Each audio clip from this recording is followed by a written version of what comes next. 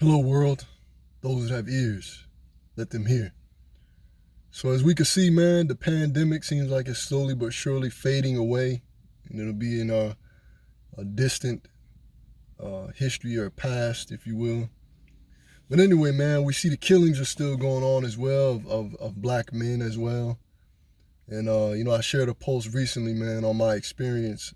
I didn't go into details, but nonetheless, man, I've been meditating as always, man. I'm a person of thought. My thought life is very high, and I meditate often, man, just on this thing we call life on Earth. And I'll never be able to understand the bigger picture of it because I'm not God, but I do get revelation, and I try to utilize my thoughts to the best of my ability. But concerning this killings, man, this most recent one in Minnesota, um, and thousands of others. But this is what's been put on my heart, man. When somebody is in a position where there's no opportunity, living a life of sin is almost inevitable.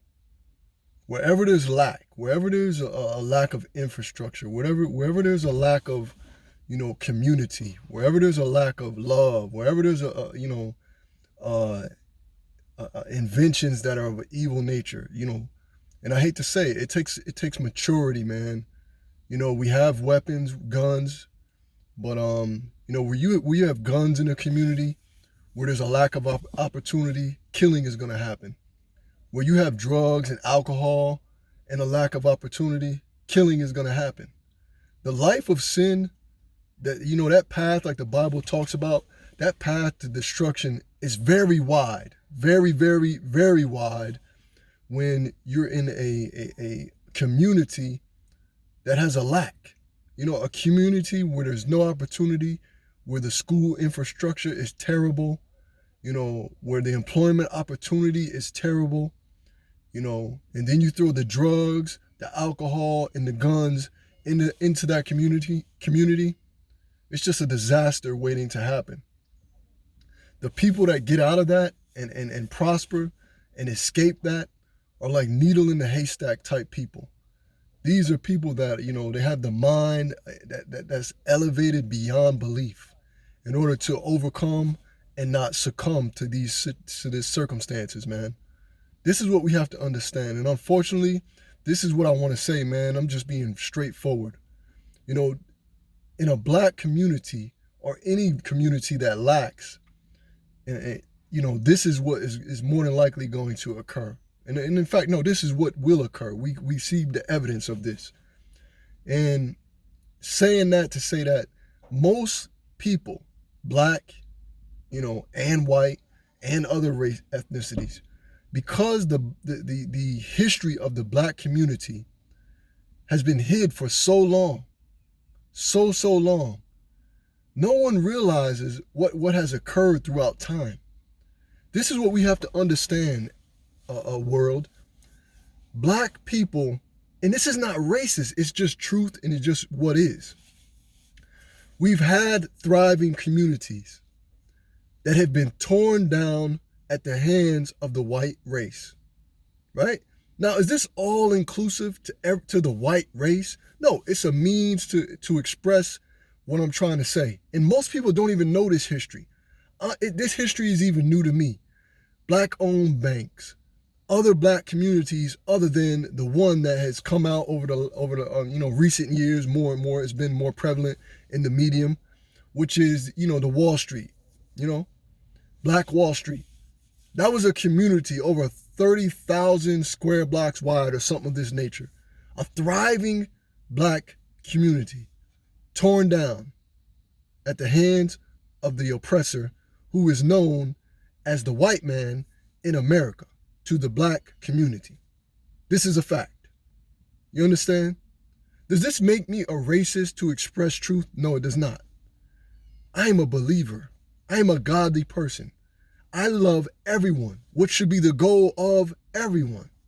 But most people don't even know that was not the only community that was torn down and destroyed at the hands of what we name called the oppressor toward the black community, and more specifically, the black man.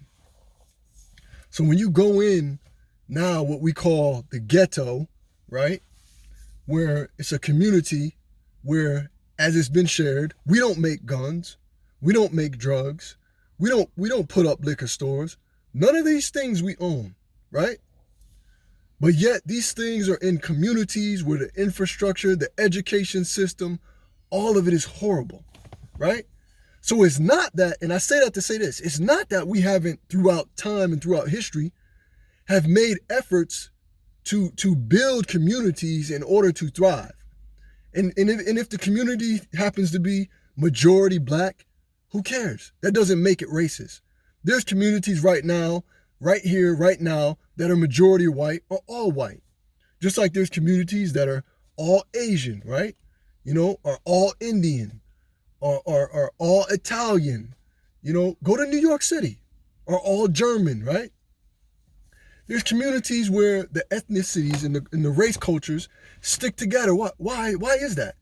There is a natural this is what we have to understand that this is not considered racism or having a racist mentality, because there is a natural gravitational pull of people to gravitate toward their own, because there is a culture. Culture creates connection. Does this make people racist? No. Does this mean that if I desire to go live in a community that happens to be be majority of outside my race, it's irrelevant. It doesn't matter. This is where who the Son sets free is free indeed. This is where the word of God, it creates a freedom in you where your perception is godly. It's not a perception of racism because an entire community happens to be majority of the same race or all of the same race. And then likewise, or in contrast, if there's a community that is not of all the same race, where you might have some blacks, some Asians, some Indians mixed in, some whites mixed in, it's just a community. No one says this about the Amish. Amish people have communities where it's all what? Amish people, right?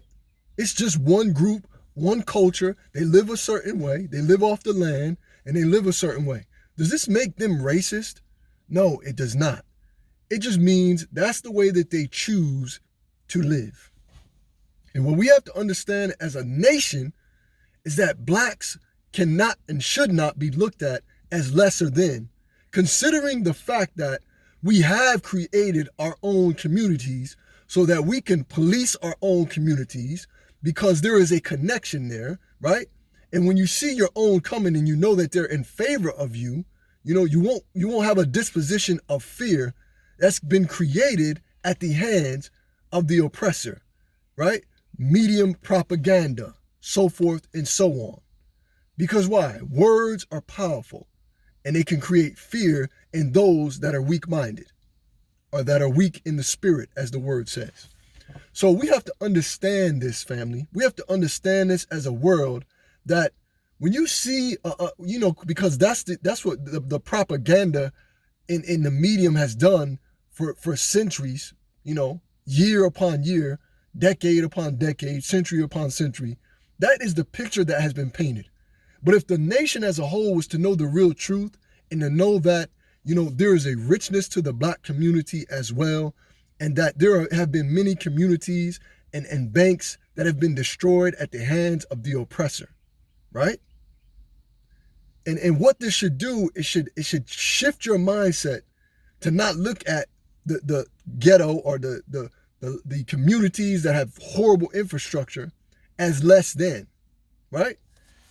Versus looking at it like, okay, you have to look at it with a mindset of, okay, this culture, this race group has tried to progress and exceed and excel in life and build.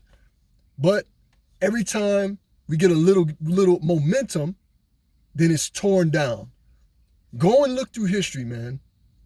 Methodically torn down. Methodically torn down. Through several ways, man. Several ways. And we can go on and on and on about this, man. But people have to do their history so that they can be enlightened and realize it changes your perception to not look at anything for less than what it is. And that's the truth of a situation. So, and then the bigger thing is, man, we got to get set free.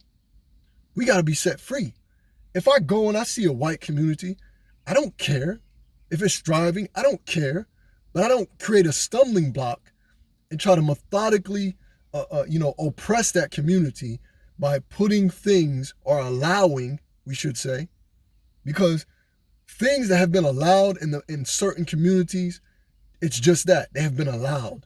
You don't go to a rich, wealthy, thriving community and see the same things in that community. You're not going to see people walking the streets. You're not going to see people just toting guns illegally. You're not going to see drug dealers on the corner. You understand? You're not going to see a liquor store on every corner. You're not going to see prostitutes on every corner. This is allowed in certain areas in this nation, in this world, in this country. You understand? But it reminds me of even when I deployed and I was in Afghanistan, a very poor section of that country where I was deployed to, right? It's the same thing. The infrastructure was horrible. Anytime you have poor infrastructure, poor school systems, right? Sin is going to be abundant. This is where sin thrives, and to stay strong-minded and to have a sinless life and to live a sinless life when evil is all around, right? When evil is all around, like Paul talks about, when evil is all around, the temptation is that much greater. So how does one succeed? How does one have the opportunity to become holy in a place or a position or an environment that is 90+% unholy? Let's talk about it, man. This is the reality of this place we call Earth and certain areas throughout this earth, man. This is how it is. So when you have that, you have opportunity and a multitude of temptation to fall victim to. Whereas someone that lives in a thriving community where the infrastructure is well and people are coming together like has been through with the black community throughout time. But see, a lot of us lack the intelligence and we lack the knowledge to even realize that these things in these communities over time have even occurred. That black people have come together to do right. And think about it. Look at the nation of Islam. It's a nation of Islam, right? They're not subject to the same things that regular quote unquote black people out in the community are. They have their own nation. They live by their own rules. And many people have thrived. And that's not to say that evil is everywhere. It doesn't matter. Evil is all throughout the Christian church, the Roman Catholic Church. Evil is everywhere. Evil is mixed in anywhere you go. It doesn't matter. That's just comes with the territory, man. People live evil. It doesn't matter. They can be a wolf among sheep. You understand? So it is what it is, man. And that's neither here nor there. The bigger picture is we have to understand the history so that we can respect. People have a lack of respect for people that don't try and that are not seen as, doing all that they can to give themselves the opportunity for success. These people, this type of mentality is frowned upon, rightfully so, because any person that is able-bodied should be doing all that they can to live a sinless life, to be delivered from the error of their ways, to strive for greatness, right? So that's just what it is, man. But we have to understand the truths of this whole picture, man, to the point where we understand what has really taken place, man. And see, the lies have to be uncovered and in order for everyone to really see clearly. You got to get the smoke out of the way, man. So that's what it is, man. And then just the fact that we're being shot down, killed, and murdered is unreal, man. I'll never forget that the first altercation, I was like 16 years old, man. And I didn't go into details. At a park, playing basketball, just to make a long story short, playing basketball, minding my business with the rest of my group of friends, someone must have looked out, called the police, right? The white friend one of our white friends was with us as well. So the police show up, and let me rewind. What happened was the white kid that was our friend busted up a picnic table at the public park that we were playing basketball at, right? So obviously you can easily assume and surmise that someone must have looked out of a window, someone in the neighborhood, called the police show up, the white kid runs to the house, the police come straight to me. They don't ask me any questions, they don't ask me if I did it. Now mind you, I'm in a group of people. They come straight to me, don't ask me any questions, don't ask me if I'm the one that busted up the bench, handcuff me and throw me into the back of the police car. Now mind you, I'm a teenager. Never been in any trouble in my life at this point in time, man. No troubles, right? So I get thrown in the back of the police car in error, right? No one else in the group got questioned. Only me. So anyway, man, I just say that to say that this is crazy. We have to understand what white racist, white supremacy really is. And it does exist. Everybody in the white community needs to accept it, and everyone else throughout, abroad. And this is just a fact, man. This is a fact. And this is what it is, man.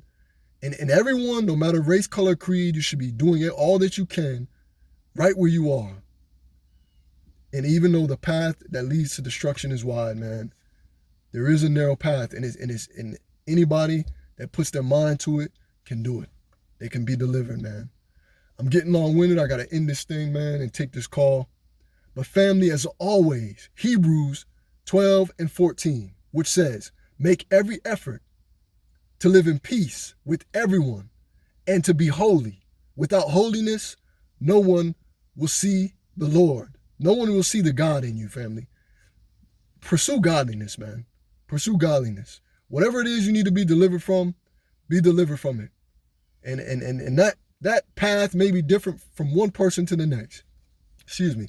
But nonetheless, move in that direction. God bless. Love you. And I'm out.